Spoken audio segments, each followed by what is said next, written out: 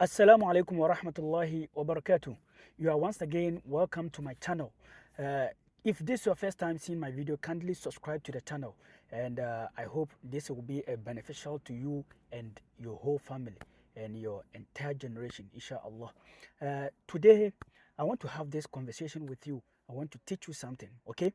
Have you ever made a dua and you felt like, oh, nothing happened? Allah didn't answer your dua. Have you ever felt like that? You prayed and you were like, no, and Allah didn't answer my dua. Today, I want to tell you something, and this would change everything completely and how you make dua, okay? How you take it, okay? But before that, you see, I want you to look at this in a different perspective, okay? You see, Allah answers every single dua, everyone, but not always the way we expect Allah to answer them, okay? Or when always the way we want it to be accepted. Today, I'm breaking down the 3 ways Allah answers dua, okay? And 5 things that you need to do so that your dua will actually be accepted. Now, let's start with the 3 ways Allah answers every dua. The 3 ways Allah answers our dua. You see, there is a hadith that changes everything. The Prophet ﷺ said that when a believer makes dua, Allah responds in 3 ways, okay? And one of the 3 ways is He gives you exactly what you ask for. He removes a hardship from you that is equal to what you ask for, okay? Or He saves it for you as a reward in the hereafter. This is how Allah answers dua.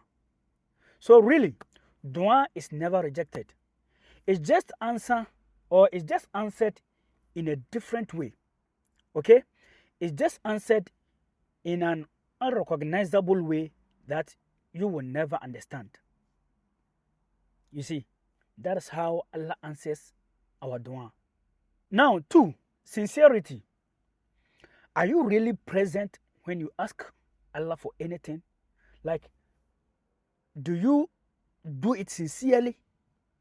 Are you really present at that moment that you are asking Allah for something or for that thing? The first condition is sincerity. Not just saying words, but actually meaning them. A lot of us, we rush through life, okay? We rush through dua. We rush through dua like we are reading a grocery list. You see, when we rush, everything gets what? Distracted. Sometimes you even forget what you are saying. You get distracted or even half present, right? Half present.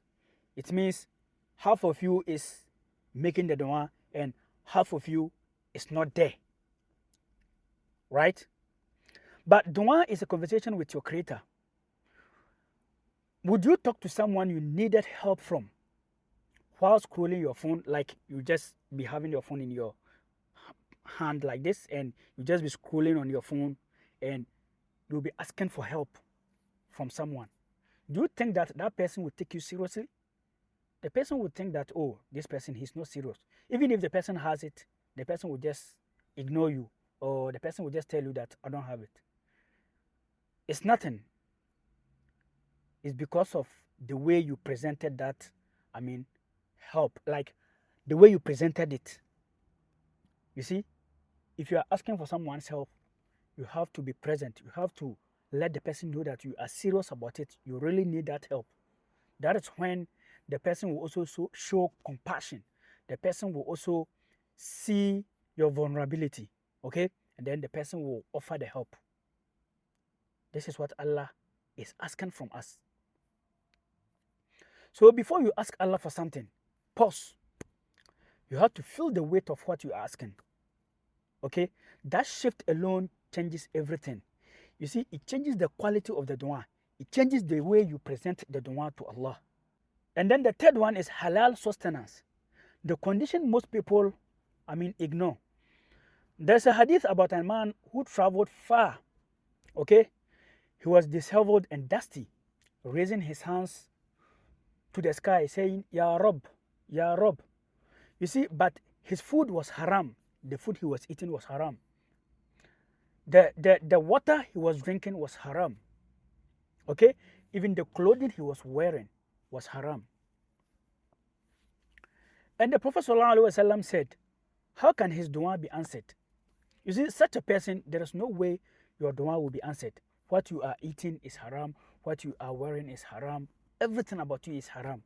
How do you ask Allah for help and Allah just, bring it to you within a twinkle of an eye? It doesn't happen like that. Okay? So this is one thing that is really blocking our dua.